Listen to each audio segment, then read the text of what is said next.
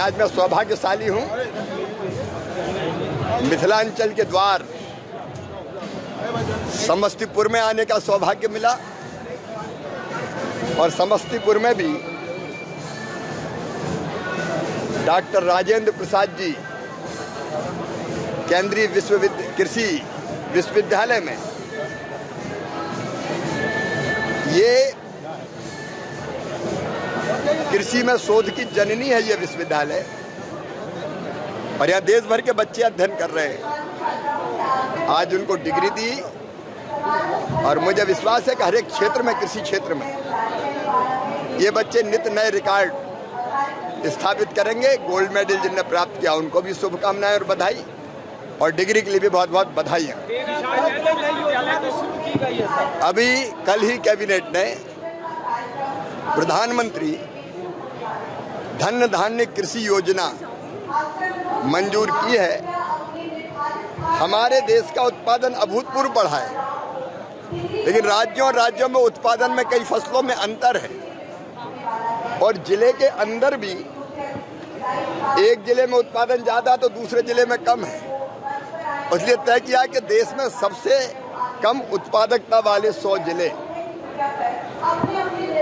जहाँ उत्पादकता कम है, फसल सघनता कम है, मतलब केवल एक ही फसल होती है, और केसीसी के माध्यम से ऋण का प्रवाह कम है, ऐसे जिलों का चयन करके वहाँ 11 विभागों की 36 योजनाओं को कन्वर्जेंस से लागू किया जाएगा, ताकि हम उत्पादन भी बढ़ा सकें।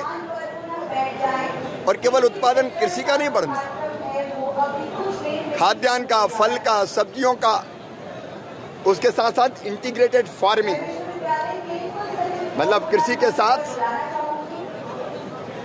पशुपालन,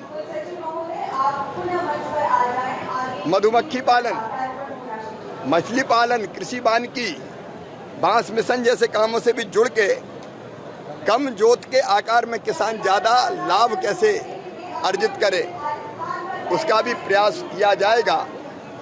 और कन्वर्जेंस से लगभग 24,000 करोड़ रुपए का इंतजाम करके हम उन जिलों की कृषि उत्पादकता राष्ट्रीय औसत और दुनिया के औसत के बराबर ले जाने का प्रयत्न करेंगे। बिहार के जिले भी इस योजना के अंतर्गत हैं।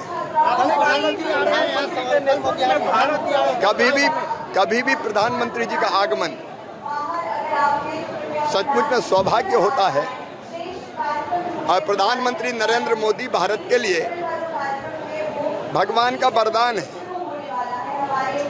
अपने देश के और बिहार की प्रगति में उन्होंने कोई कसर नहीं छोड़ी है। अभी मैं दरभंगा से आया तो दरभंगा में एयरपोर्ट, मेडिकल कॉलेज, मखाना बोर्ड, पीने का पानी, बिहार में सिंचाई की योजनाएं, शानदार सड़कें, गरीबों को मकान, अनेकों सौगातें उन्होंने दी है, और बिहार के विकास में वो महत्वपूर्ण भूमिका निभा रहे हैं।